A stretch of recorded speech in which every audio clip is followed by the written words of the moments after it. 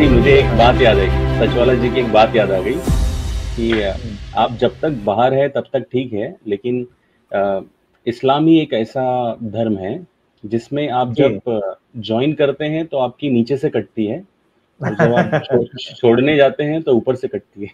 जी sir, जी बिल्कुल बिल्कुल। वो आर बहुत के, अच्छी लगी थी ये बात मुझे। एक सवाल है, ये एक सवाल आया है हमारे लॉजिकल बाबू, आप ले लीजिए। आपको दिख रहा सचवाला है जी क्या अभी सवाल? तक हाँ, दिख रहा। प्रॉफिट जी को जी। उनके सहाबी कितने रिस्पेक्ट देते थे? क्या वो उनके एम्परर, किंग या समझते थे? सचवाला जी के लिए है ये। अच्छा अच्छा, सचवाला जी, मगर जरा सचवाला जी थोड़ा आराम कर रहे हैं। तो प्रॉफिट के उनके साहबी कितनी रिस्पेक्ट देते थे, क्या उनको एम्परर, किंग या फ्यूडल लॉर्ड समझते थे? सचवाला जी जवाब दें प्लीज। ऐसे उनको सवालों का अड्डे के दिन अलग से जवाब होता है। सच वाला सर आपसे इजाजत सचवाला जी, मांग रहे हैं। सच वाला है सर नहीं। बहुत देर से आपसे इजाजत मांग रहे हैं। सच वाला सर है। नहीं हेलो। इसलिए मैं इसलिए जो है लॉजिकल बाबू के ऊपर पास कर दिया है सवाल। अच्छा, ये प्रॉफिट को उनके साहबी कितनी रिस्पेक्ट देते थे? क्या वो उनको एम्परर, किंग या feudal Lord. Feudal feudal Lord Lord बोल तो समझते? लॉर्ड का मतलब जागीरदार, जागीरदार अच्छा, बोलते हैं। सच वाला जी जवाब दे प्लीज। देखिए कुछ लोगों ने नबी को कहा कि ये अल्लाह को बताने वाला है, और अल्लाह कैसा है ये नबी ने बताया, और ये बात हमको किसी और ने बताई। उन लोगों ने इस तरह दिखाया है कि नबी के सहाबी नबी की रिस्पेक्ट इस तरह करते थे जैसा कि अगर वो वजू करने लगे तो यूं समझ लो कि वो झरना जो होता है ना, वाटरफॉल, वो समझते थे, और अपने आंख को लिपटते थे उनके वजू का बचा हुआ पानी। और अगर वो नाक छिनकने लगे तो शहद नजर आता था नबी मक, के भेष में उनको, वो मक्खियां चाटने बोल सकते लगते हैं। थे। आजाद जी। जी, हाँ मक्खियों की तरह भिनभिनाते थे। हाँ, मक्खियों की तरह भिन भिनाते थे। और अगर वो यूरिन किसी बर्तन में रखते तो उसको विटामिन समझ के पी जाते थे। वही मैं। और हाँ, उनको बशारत भी होती थी कि आप पेट का दर्द जिंदगी में कभी नहीं होगा।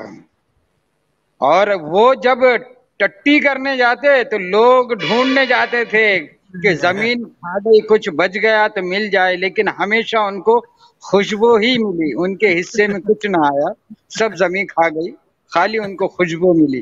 तो ना ये लॉर्ड थे, ना किंग थे, ना ही रिस्पेक्टेबल थे, बल्कि ये चीज इनको एक रिवायत में मिलता है, नरेशन में, कि उनके सीने में एक जंग में, उनके एक गाल पर, उनके चिक्स में, उनकी टोपी जो पहनी हुई थी उसके जंजीरें लटकती थी, तलवार नहीं लगना, तो वो जंजीर घुस गई थी।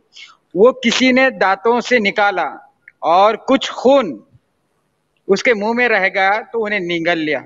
तो इन सारी बातों को सुनने के बाद ऐसा लगता है कि साहबाओं ने इतनी उनको रिस्पेक्ट की कि बस रहम खा के उनको छोड़ दिया, उनको खाए नहीं, बाकी उनकी हर चीज खाने की कोशिश करे। उनके गिरे हुए बाल भी अभी तक के संभाल रहे हैं, उनकी छोड़ी हुई चप्पल संभाल रहे हैं, उनके कपड़े संभाल रहे हैं, उनको भी उन्होंने जीने दिया। थोड़ा थोड़ा रोज तबर्क के तौर पर खाए नहीं उनको, उनकी एक निकली बाल हुई तो हर चीज जी। आजाद जी, एक बाल तो उनके कश्मीर तक पहुंच गया था। हाँ हाँ, जी वही जी। कह रहा हूँ मैं कि अब ये इनको कैसा उनके साहबी रिस्पेक्ट करते थे, ऐसा दिखाया गया है किताबों में। कौन है ये लोग? कहां से आते हैं ये? कोराम सर, हजरत सचवाला सर बिना इजाजत जी के, जी बिना बंद करे वैसी ही सो गए शायद। बिल्कुल बिल्कुल, ऐसे ही लग रहा है। तो कॉलर बैकग्राउंड के में। को लेंगे क्या? क्या स्ट्रीम का आपका नहीं क्या ख्याल है सर? नहीं, मेरे दो तीन उधार रह गए बकरियां, दो तीन भेज दिए थे आगाज बिल्कुल। आलम सर ने, तो जी जी। मैं उन पूरों को का जवाब देते बैठो। शार्ट में एक बात कहता हूँ कि मैं बार बार तेरी नजरों के सामने आऊंगा,